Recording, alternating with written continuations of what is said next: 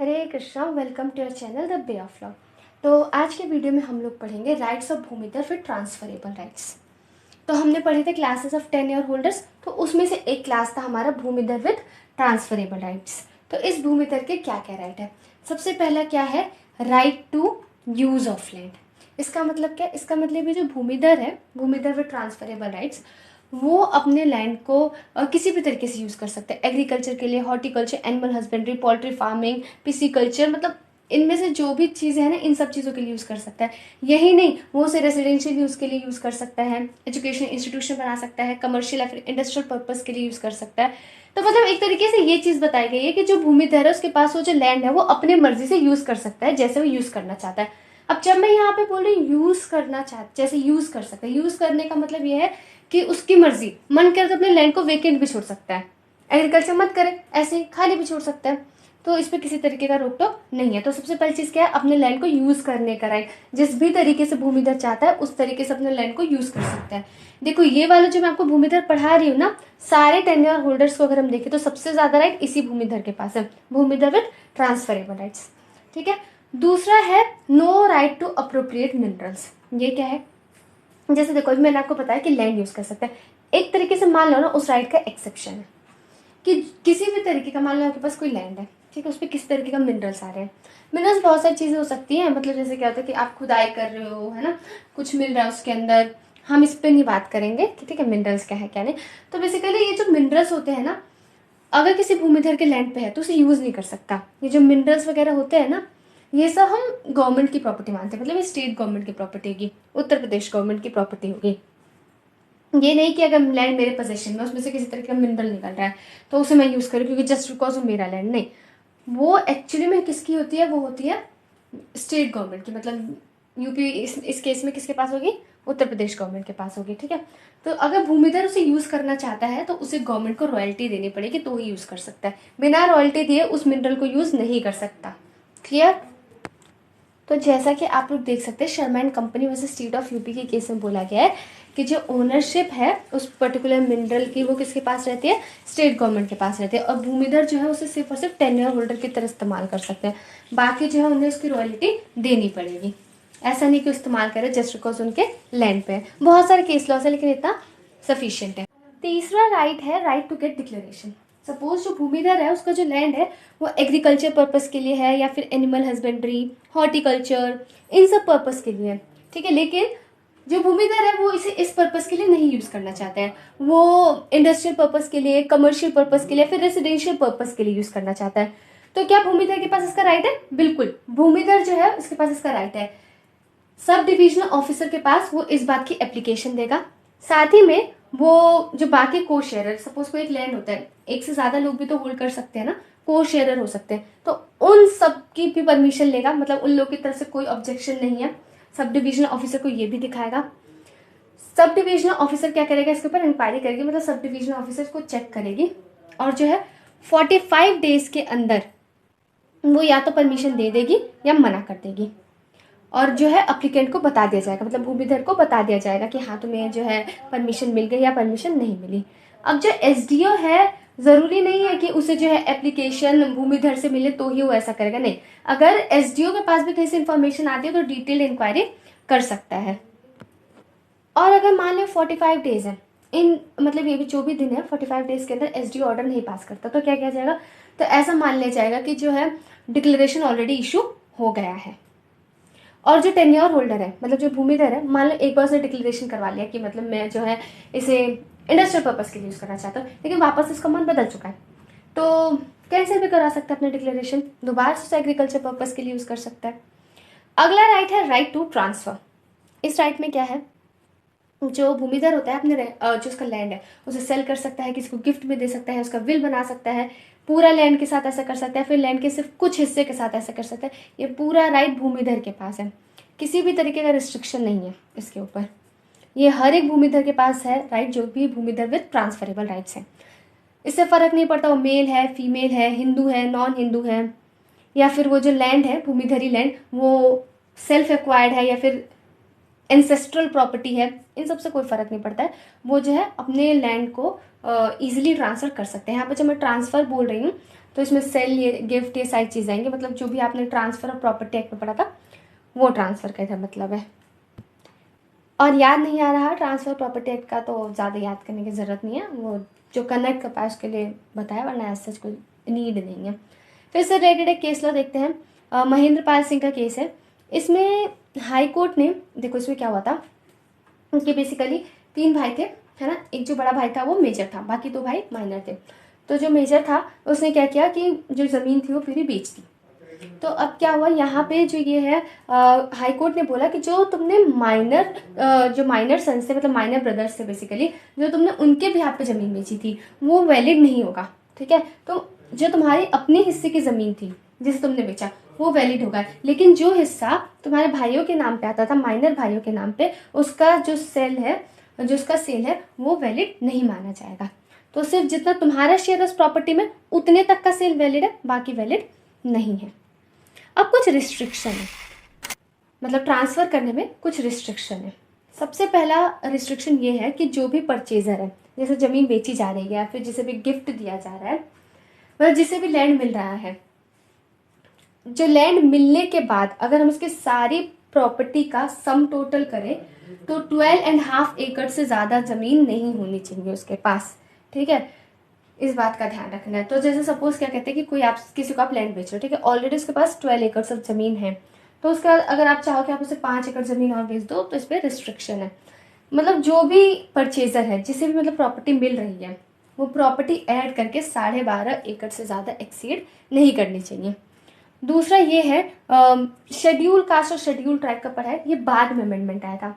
पता है, अगर आपको थोड़ा और अच्छे से पढ़ना है ना तो आप देख सकते हो कि कौन से टाइम पे ये अमेंडमेंट आया था, उस टाइम कौन सी सरकार थी, तो आपको पता चल जाएगा कि कौन सी गवर्नमेंट किस पर्टिकुलर क्लास को फेवर करती थी, और फिर रीजंस क्या थे। ऐसे आप कनेक्ट करके लॉस को पढ़ सकते हो। देखो वीडियो में पॉसिबल नहीं हो पाता ना कि हम हर चीज़ कनेक्ट करके बताएं। तो मतलब यहाँ पे ये है कि जो भी शेड्यूल कास्ट या फिर शेड्यूल ट्राइब के लोग हैं, वो अपनी जो लैंड है वो किसी और इंसान को नहीं बेच सकते। किसी और इंसान कहने का मतलब जो शेड्यूल कास्ट है वो शेड्यूल कास्ट को बेच सकता है, लेकिन अगर उसके अलावा किसी और को बेचना चाहता है तो उसे कलेक्टर की परमिशन लेनी पड़ेगी। सेम शेड्यूल ट्राइब के साथ है, वो शेड्यूल ट्राइब को तो बेच सकता है अपना लैंड, लेकिन अगर उसके बाहर किसी को बेचना है तो कलेक्टर की परमिशन लेनी पड़ेगी। और जो हमारा लास्ट रिस्ट्रिक्शन है वो है फॉरेनर से रिलेटेड, ठीक है, जो कि इंडियन नेशनल नहीं है। तो ऐसा नहीं है कि बेचा ही नहीं जा सकता, है ना, जैसे मैंने रिस्ट्रिक्शन बताए, लेकिन इतनी इजीली जैसे एकदम नॉर्मली ट्रांसफ़र नहीं किया जा सकता, कहने का मतलब ये है। अगला राइट है राइट ऑफ एक्सचेंज। एक्सचेंज मतलब क्या होता है, अगर टीपी में पढ़ा होगा तो याद होगा। एक्सचेंज मतलब ये होता है कि एक लैंड के बदले दूसरा लैंड लेना। यहाँ पे एक्सचेंज मतलब ये है, कोई अपनी प्रॉपर्टी देगा और उसके बदले दूसरे की प्रॉपर्टी ले लेगा। एक्सचेंज बेसिकली इन पर्पज़ के लिए यूज़ होता था, जैसे सपोज़ किसी के यहाँ पे बहुत ज़्यादा लैंड है, ठीक है, और मान लो आसपास किसी का थोड़ा सा लैंड आ रहा है, तो उसे लग रहा है कि अगर मेरे सारा ज़मीन साथ में हो जाएगा तो मुझे ईजी रहेगा। तो ऐसे करके लोग आपस में एक्सचेंज कर लिया करते थे। तो यहाँ पे जो भूमिधर भी ट्रांसफरेबल राइट है, उसके पास राइट है कि वो अपने लैंड को एक्सचेंज कर सकता है। और एक्सचेंज किसके साथ कर सकते हैं, भूमिधर के साथ कर सकता है, ग्राम पंचायत की जो ज़मीन है उसके साथ, या फिर कोई भी लोकल अथॉरिटी, म्यूनिसिपैलिटी वगैरह, इन सब के साथ जो है वो एक्सचेंज कर सकता है। आपको पता चल गया ना। एक्सचेंज ऑब्वियसली आप खुद दिमाग लगा सकते हो। बचपन में हम क्या तो करते थे कि जैसे सपोज मेरे पास एक कोई पर्टिकुलर पेंसिल है, मेरे पास बहुत ज़्यादा है, तो मैं किसी की दूसरी जो अच्छी पेंसिल होगी मेरे पास नहीं होगा, मैं उससे एक्सचेंज कर लूँगी। तो सेम ऐसे ही एक्सचेंज का सिस्टम चलता है। ये जानने की ज़्यादा ज़रूरत नहीं है, लेकिन आप थोड़ा सा कनेक्ट कर पाओ इस वजह से बताएं। लेकिन अब SDO की परमिशन से होती है ये चीज़। अब SDO जो है वो चाहे तो मना भी कर सकता है, ज़रूरी नहीं है कि SDO परमिशन ग्रांट ही कर देगा। अब किन सिचुएशन में सब डिवीजन ऑफिसर मना कर सकता है, पहले इस वजह से कि SDO को ऐसा लग रहा है कि जो एक्सचेंज है ये ज़रूरी नहीं है। मतलब जैसे यूजली ऐसा होता है ना कि लोग कल्टीवेशन वगैरह या फिर इन सब चीज़ों के चक्कर में करते हैं कि एक साथ ज़मीन हो जाएगी, अपनी ज़मीन को एक साथ कंसोलिडेट करने के लिए, इन सब पर्पज़ के लिए एक्सचेंज होता है ना। अगर SDO को लगता है कि ऐसा कोई पर्पज़ नहीं है, ऐसे ही कर रहे हैं, तो वो मना कर सकता है। और अगर जो दोनों ज़मीन है, ठीक है, जो एक्सचेंज होने वाली जो दोनों ज़मीन है, उनके बीच का अगर हम लोग डिफरेंस देखें, रेंटल वैल्यू मतलब जो रेंट मिलेगा 10% से ज़्यादा का अंतर है तो भी मना कर देगा। तीसरा, अगर जो दोनों ज़मीन को हम कंपेयर करें तो जो उनका एरिया है, दोनों जो लैंड है एक्सचेंज होने वाले, उन दोनों लैंड के एरिया में 25% से ज़्यादा का फ़र्क है, तो भी एसडीओ मना कर सकता है। ठीक है। और जो इसमें एक और ग्राउंड है वो ये है, बेसिकली 2 ग्राउंड्स और है। एक ग्राउंड ये है कि अगर सपोज वो जो लैंड है वो किसी और लैंड पर्पस के लिए रिजर्व किया गया है, मतलब यहाँ पे सपोज कोई गवर्नमेंट का काम होना है तो उस पर्पस के लिए उसे रिजर्व करके रखा गया है, तो उसे आप एक्सचेंज नहीं कर सकते हैं। और लास्ट ये है कि एसडीओ मना कर सकता है अगर जो एक्सचेंज होने वाला जो लैंड है, दूसरा लैंड, वो उस पर्टिकुलर तहसील में नहीं आ रहा। ठीक है, तो भी मना कर सकता है। अब यहाँ पे जो ज़मीन एक्सचेंज हो रही है ना, देखो ये तो इम्प्लाइड चीज़ ही है। अगर मान लो एक से ज़्यादा लोग उस लैंड को होल्ड कर रहे हैं जो एक्सचेंज होने वाला लैंड है, तो जितने भी शेयरर्स होंगे, मतलब को शेयर्स, उन सबकी परमिशन ज़रूरी है। उनके परमिशन के बिना आप इसे एक्सचेंज नहीं कर सकते हैं। अगला राइट है राइट टू बिक्वेस्ट। इसका मतलब ये है कि जो भूमिदर विद ट्रांसफरेबल राइट है वो विल के थ्रू अपनी जो प्रॉपर्टी है किसी और को दे सकता है। मतलब विल तो उसके मरने के बाद एग्जीक्यूट होगा, उसके मरने के बाद किसके पास प्रॉपर्टी जाएगी ये भूमिदर विद ट्रांसफरेबल राइट पहले ही डिसाइड कर सकता है। अब इस विल की बात करें तो ऑब्वियसली ये राइटिंग में होना चाहिए, अटेस्टेड बाय 2 विटनेसेस होना चाहिए, रजिस्टर्ड होना चाहिए। और रजिस्ट्रेशन किसके थ्रू होगा? यहाँ पे जो रजिस्ट्रेशन है रजिस्ट्रार या फिर सब रजिस्ट्रार जो भी इस डिस्ट्रिक्ट का होगा। विल जो है किसी भी लैंड के में आप बना सकते हो, या तो वो लैंड आपने खुद ने एक्वायर किया हो या फिर आपकी एंसेस्ट्रल प्रॉपर्टी हो, आप इन दोनों ही लैंड्स का विल कर सकते हो। ठीक है, कोई इस पर रिस्ट्रिक्शन नहीं है। अब आपको एक बात बताऊं, ये जो विल के थ्रू अपनी लैंड देने वाले जो राइट है ना, आपने इतने सारे टेन्योर होल्डर्स पढ़े हैं, bhumidhar with transferable right, bhumidhar with non transferable right और असामी, इनके बारे में पढ़ा है ना। ये राइट सिर्फ और सिर्फ भूमिदर विद ट्रांसफरेबल राइट वाले के पास है। जो भूमिदर विद नॉन ट्रांसफरेबल राइट और असामी है, उनके पास ये राइट नहीं है कि अपना जो लैंड है वो विल के थ्रू किसी और को दे सके। अगला राइट है right to sue for division. अब सपोज कोई एक लैंड होता है, ठीक है, अब उसके बहुत सारे ओनर्स हो सकते हैं, एक से ज़्यादा लोग उसे होल्ड कर सकते हैं। और मान लो एक जो भूमिदर है वो चाहता है कि वो जो लैंड है वो अपना अलग कर ले, लेकिन दूसरा भूमिदर मान नहीं रहा है ना, दूसरा कोशियर मान नहीं रहा, तो ऐसे में जो भूमिदर है उसके पास राइट है वो सू कर सकता है। और ऐसे सूट्स में जो ग्राम पंचायत रहती है, कंसर्न ग्राम पंचायत, उसे पार्टी बनाया जाता है। अब देखो, अब जब सपोज मान लो कि कोई एक लैंड है, ठीक है, मान लो 5 उसके जो है ओनर्स हैं। अब यहाँ पे 2 चाहते हैं कि हो, 2 चाहते हैं कि नहीं हो, एक को मतलब ही नहीं है। तो अब ऐसा नहीं है कि एक दिन एक उठ के आएगा, दूसरा दिन दूसरा उठ के आएगा, तीसरे दिन तीसरा उठ के आएगा, नहीं, एक ही सूट फाइल किया जाएगा। ऐसे सीपीसी में आपने पढ़ रखा है ना कि हम मल्टीप्लिसिटी ऑफ सूट्स को अवॉइड करते हैं, तो एक ही केस फाइल होगा, है ना, उसमें सबको पार्टी बना लिया जाएगा और अकॉर्डिंगली डिसाइड हो जाएगा। ये नहीं कि ये आज ही उठ के आया कि चलो चलो डिवीजन करते हैं, अगले दिन कोई और उठ के आया, नहीं डिवीजन नहीं करना है। ठीक है, अब ऐसे तो कोर्ट तुम लोग का ही मामला सुलटाती रह जाएगी ना। इस मैटर को सुनता कौन है? एसडीओ सुनता है। अब एसडीओ जो है 6 महीने के अंदर इसका जो है ऑर्डर पास कर देगी, लैंड फिक्स कर देगी, है ना, मतलब सबका हिस्सा बांट देगी, जिससे कि ये पता चल जाए किसको कितना लैंड रेवेन्यू देना है। और अगर वो 6 महीने के अंदर नहीं कर पाती है सपोज, तो उसे रीज़न देना पड़ेगा कि कोई 6 महीने के अंदर डिसाइड क्यों नहीं कर पाई। और मान लो कोई पार्टी है वो नाखुश है फैसले से एसडीओ के, तो अपील कर सकते हैं। तो पहली अपील कमिश्नर के पास जाएगी और जो सेकंड अपील है वो जाएगी बोर्ड ऑफ रेवेन्यू के पास। राइट ऑफ नॉन इजेक्टमेंट, ये सबसे इंपॉर्टेंट राइट है। सबसे छोटे में यही राइट डिस्क्राइब किया गया है ना। अगर हम भूमिधर के राइट्स की बात करें तो सबसे छोटे में इसी राइट को डिस्क्राइब किया गया है, लेकिन यही राइट सबसे इंपॉर्टेंट है। किसी भी सिचुएशन में आप भूमिधर विद ट्रांसफरेबल राइट को उसके लैंड से हटा नहीं सकते, उसे इजेक्ट नहीं कर सकते हो। ठीक है, सिर्फ और सिर्फ आप उन्हीं कंडीशंस पे कर सकते हो जो कि कोड में मेंशन है। उसके अलावा आप कभी भी भूमिधर को उसके लैंड से हटा नहीं सकते, इजेक्ट नहीं कर सकते।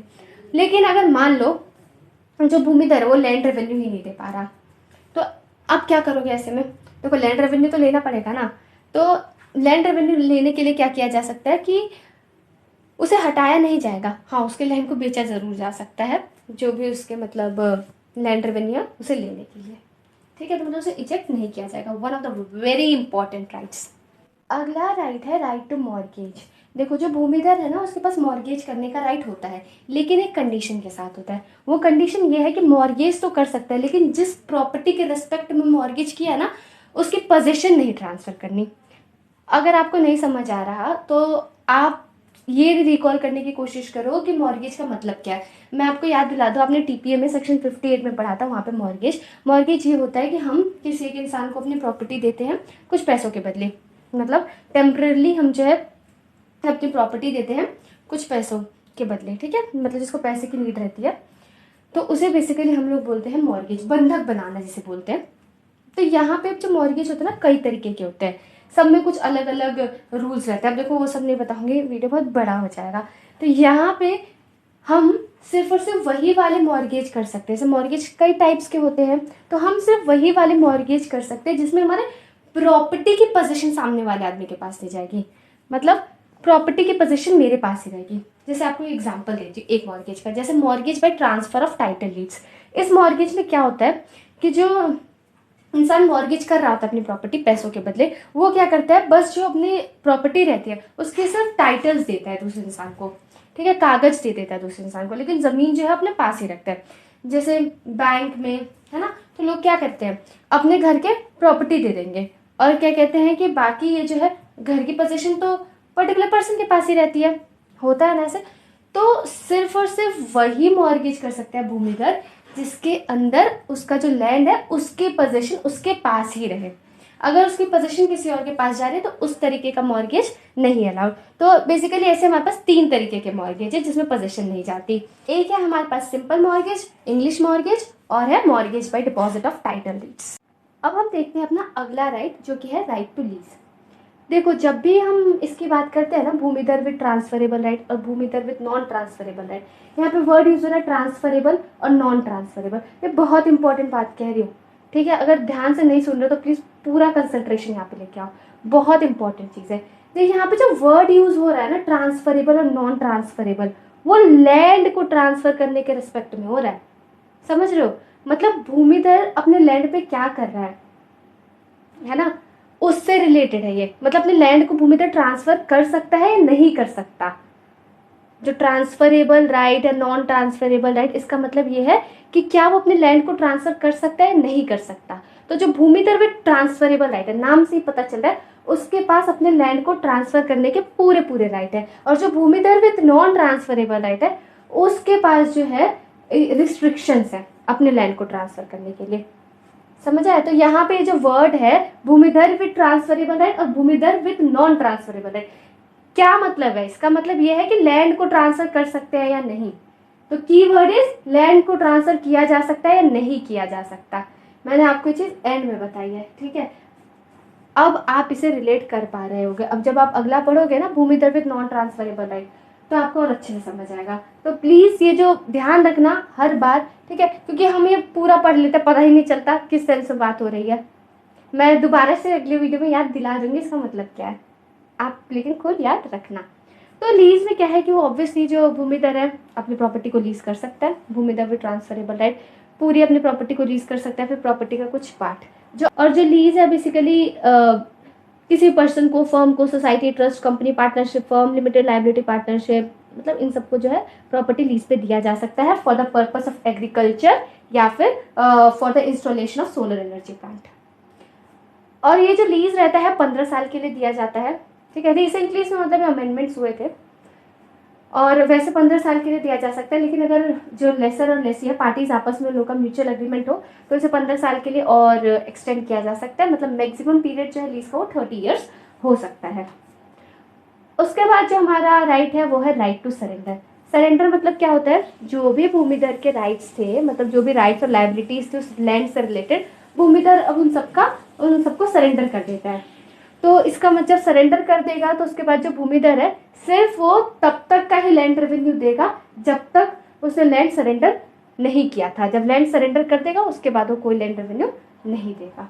तो वो जो की चीज़ है वो यहाँ पे ये है कि भूमिधर विथ ट्रांसफरेबल राइट, मतलब लैंड को ट्रांसफर करने की राइट की बात करी जा रही है। मैंने अपनी तरफ से तो मैक्सिमम राइट्स इंक्लूड करने की कोशिश करी है, लेकिन अगर आपको लगता है कि और भी राइट्स है तो आप डेफिनेटली मेंशन कर सकते हैं। और किसी भी तरीके का डाउट हो तो बताना, I try to work on it and we will together find a solution for it.